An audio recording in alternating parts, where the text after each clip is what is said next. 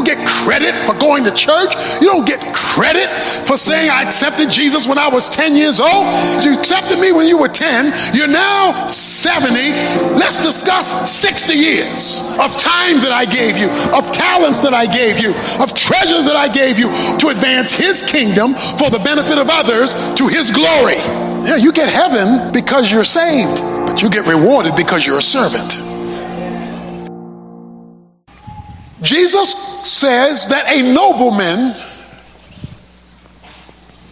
was going away, referring to himself, and he called 10 of his servants. And he told his servants, I'm leaving, but I want to give each of you 10 minas. A mina is an amount of money. He says, I'm going to give you each 10 minas during my absence, and during the time I'm not here, your job is to do business till I return. That's your job in this gap between my first coming and second coming. In our case, between our salvation and our trip to heaven, I'm going to give you 10 minutes and I want you to do business till I come.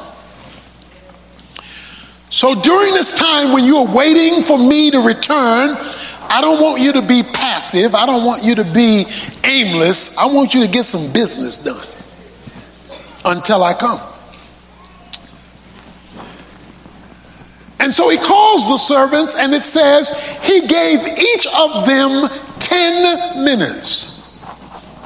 In Matthew 25, verses 14 and following, Jesus tells a similar story, but with a different twist.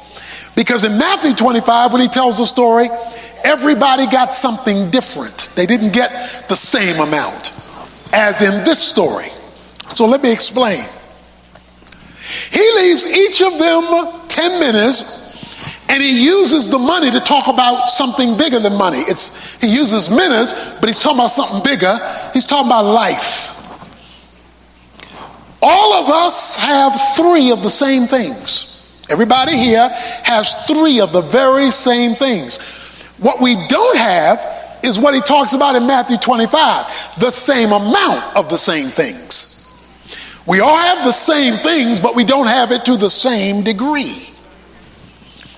The first thing that all of us have is time. Now, we don't have the same amount of time. We're not all going to live to the same age, but we all have time because we're alive. With time from a kingdom point of view, because the nobleman went away to get a kingdom, the time in the kingdom perspective is a boundary in which opportunities exist. So within this thing called tick-tock, tick-tock, time is opportunity, because you use your time to do things, to accomplish things. The second thing all of us have are talents. We have varying abilities. We don't have the same talents, but we've all been given capacity to do things for the king and for his kingdom, since the parable is about the king going to get a kingdom.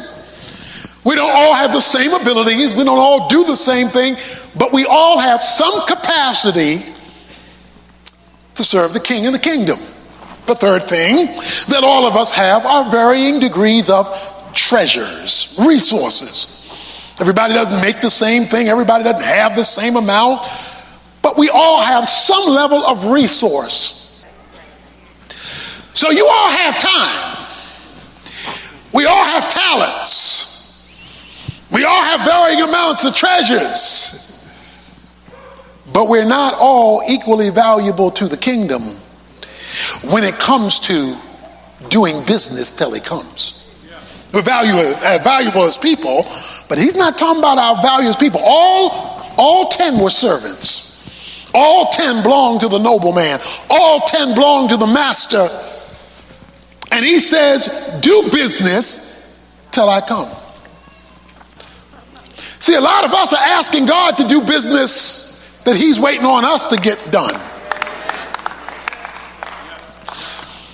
Any time in history, that he wants to use means he must borrow that time from you. Any talent in history that God wants to use means he must borrow that talent from you. Any treasure that he wants to use in history, he must borrow that treasure from you. That's why all through the Bible, he must find a person, pick a person, and use a person, because he's entrusted with a person the minas, the time, the talents, and the treasures for what he wants to get done in his absence until he comes back, and he is banking on you because of what he left behind to you. Time, talents, and treasures. Not the same amount, but the same categories in varying degrees. He says you are to do business until the nobleman in the story, the king, returns. That you and I are stewards of what we have been left with while we live here since salvation. And the job of a steward is to protect and expand the assets of another. The job of a steward is to protect and expand the assets of another. And so God is expecting that your life, time, talents, and treasures will protect and expand his kingdom purposes. The nobleman, Jesus, returns, and all of those who are his followers are called to him. And his question is, what did you do with the time, the talents, and the treasures that I left you with during my absence, that I told you to do business for me while I'm gone? The question on that day is not what did you do for you.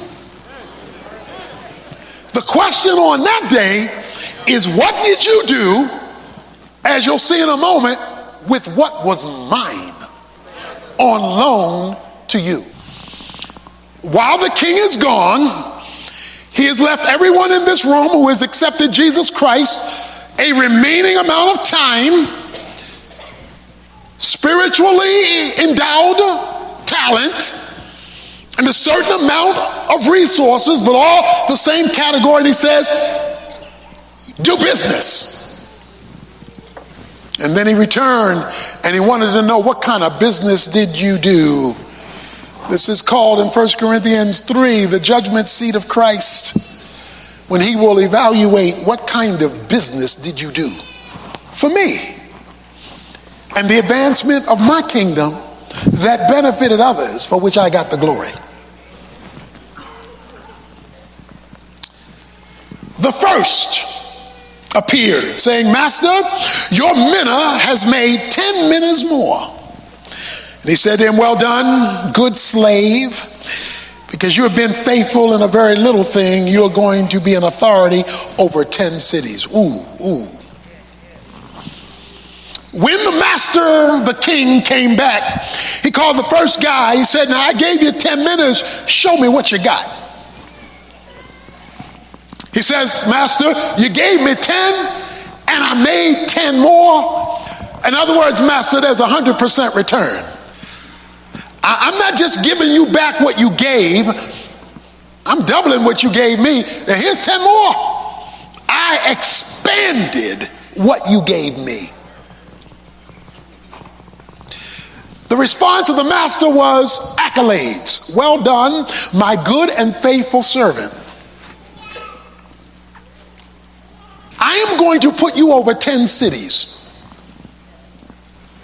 Please notice something.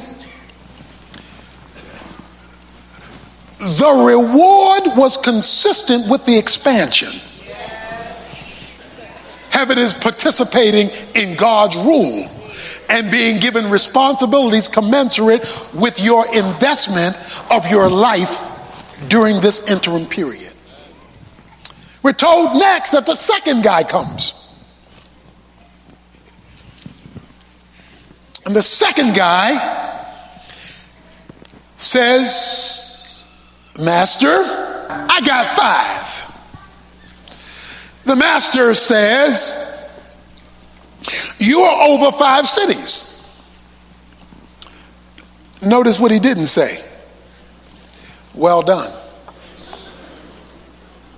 He only said well done to the first guy because the first guy maximized the opportunities. Second guy was half-stepping.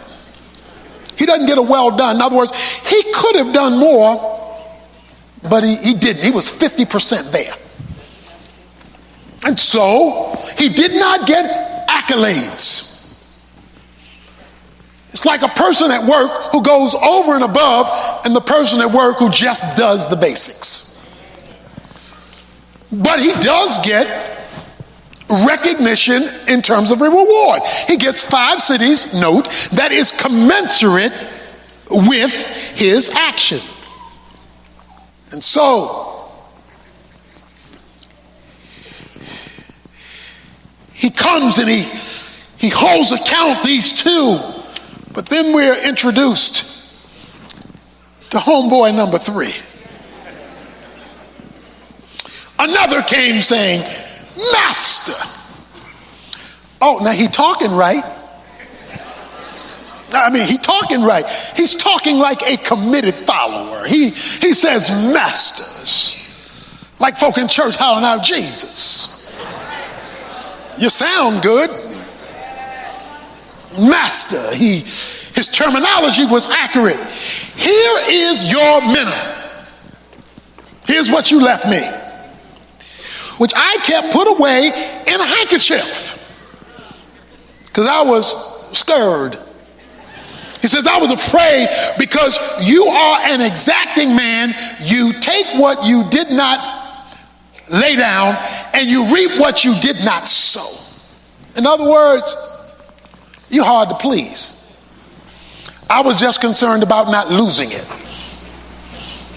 I was playing defense. I was concerned about not losing it. He said to him in verse 22, by your own words I will judge you, you worthless slave. Do you know that I am an exacting man? Did you know that I'm an exacting man, taking up what I did not lay down, reaping where I did not sow? Then why did you not put my money in the bank? At least I would have collected some interest. You worthless slave. You call me master, but it hadn't changed anything you do. It hadn't changed any of your priorities. There's still no time, talents, or treasures used for me, my kingdom, my name, and the good of others. But you call me master. Your theology has not affected your activity. And that has made you valueless to my kingdom. The Bible speaks about 100-fold repayment. So those of you who are here today and you're living the best Christian life you know how, you're giving your time, your talents, and your treasures for God's kingdom, and it's not been fair to you. It's not been right by you. Guess what God says? I think it's in Matthew chapter 5 around verse 11. He says, when you're having to pay a price for doing right, notice what he says. He says, rejoice. Wait a minute. How am I going to rejoice when I'm not being treated right? He says, because your reward is rich. He gives us some things now, but he's talking about the big payday. He says, you worthless slave, you wouldn't even go to a bank. Now, why wouldn't he at least put it in the bank? Because the bank keeps records. So when you deposit in the bank, there's a record. He puts it in a handkerchief because he does not want a record. He does not want a record of where this minna is. Why not? In case the king doesn't come back, I still got my minna. I still got my time. I still got my talent. I can live my life the way I want to live it. I left you here and you are absolutely of no value to me. There were people I wanted you to touch, lives I wanted you to change. There was ministry I wanted you to do. I had a plan for your life. And all I heard from you was, bless me, bless me, bless me, now bless me, bless me, highly favored.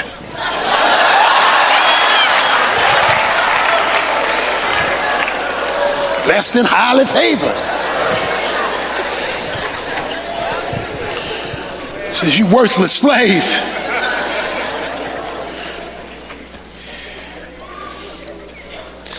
So what are we going to do with him, Lord? He says in verse 24, tell the bystanders to take the minutes away from him and give it to the one who has the 10 minutes.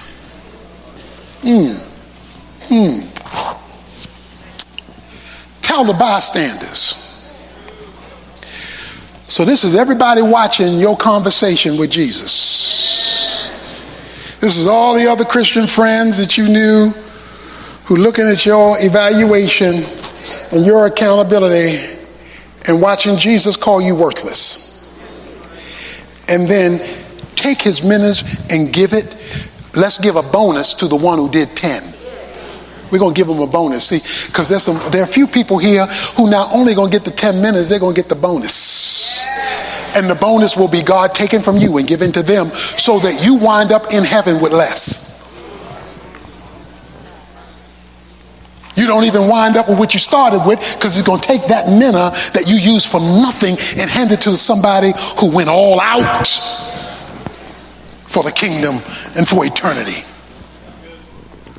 What's the principle? What's the principle? He gives the principle in verse.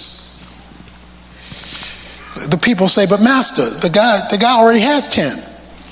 He says, well, let me tell you the principle. I tell you that to everyone who has, more will be given, but from the one who does not have, even what he has will be taken away. You don't get credit just for being a servant. You're saved by grace. You don't get credit for that. That's all of God. So you don't get credit for being a Christian. You get credit for serving the master and using the time and the talents and the treasures that he has entrusted to you for his glory, to advance his kingdom, for the benefit of others, to his glory. That's what he credits. You don't get credit for going to church. You don't get credit for saying I accepted Jesus when I was 10 years old. He says you accepted me when you were 10. You're now 70. Let's discuss 60 years of time that I gave you, of talents that I gave you, of treasures that I gave you over that 60-year period of time. Let's talk about that. Yeah, you get heaven because you're saved. But you get rewarded because you're a servant. So there's going to be a lot of transfer of wealth in heaven.